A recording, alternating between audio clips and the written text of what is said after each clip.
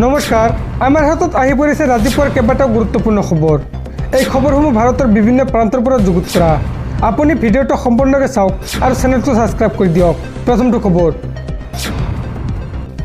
2026ত BPF-এ খেলিমেলি লগাব বিজেপিৰ অংকত।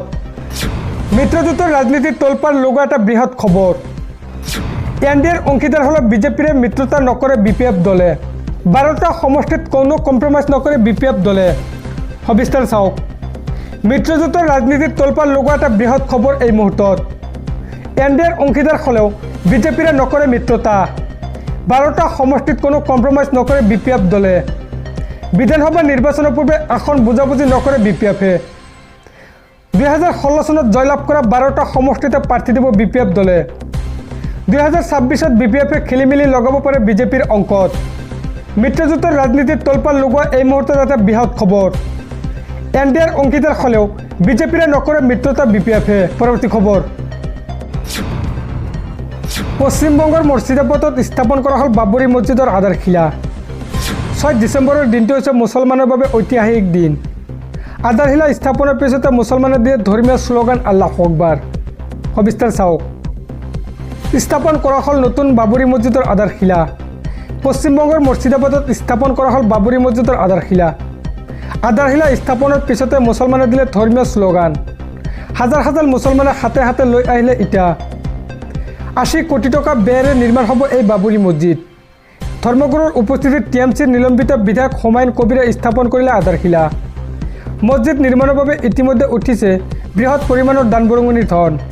বহু বিতৰ্কৰ পিছতে পশ্চিমবংগ মুৰ্ছিদাবাদত স্থাপন কৰা হ'ল বাবৰি মছজিদৰ আধাৰশিলা। পৰৱৰ্তী খবৰ,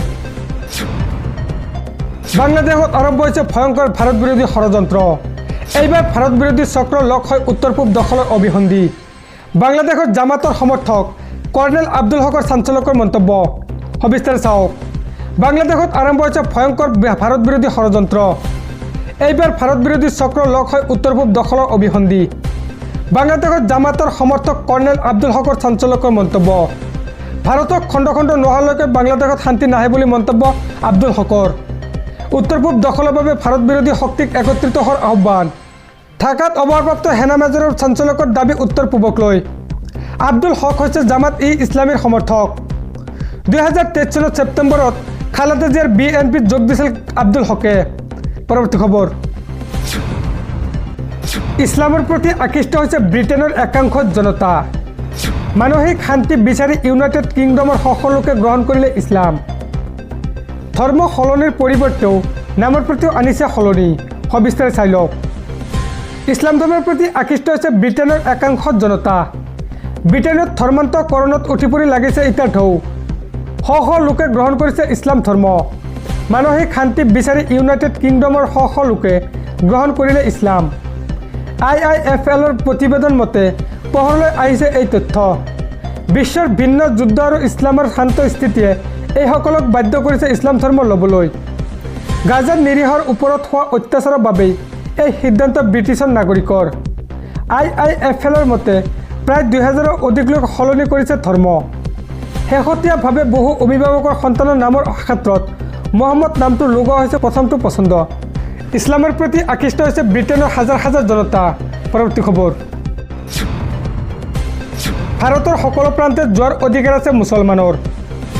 নলবাৰীত আইনৰ শাসন চলা নাই নেকি বুলি প্ৰশ্ন ABMCৰ। নলবাৰীত মিয়া শ্ৰমিক খেদাক লৈ গঢ়ি উঠিল ABMC। সবিশেষ চাওক। দেশৰ সকলো প্ৰান্তে যোৱাৰ অধিকাৰ আছে মিয়া মুছলমানৰ।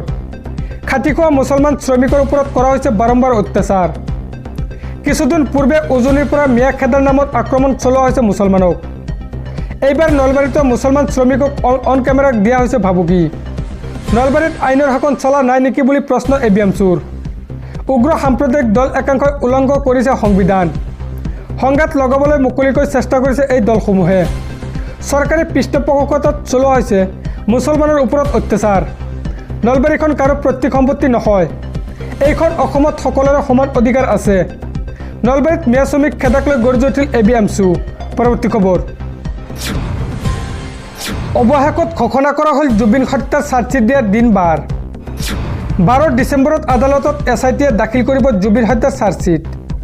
সংবাদমেলত সদৰি কৰিলে SIT-ৰ মুৰব্বী মুন্না প্ৰসাদ গুপ্তাই। চাওক খুবই গুৰুত্বপূৰ্ণ খবৰ।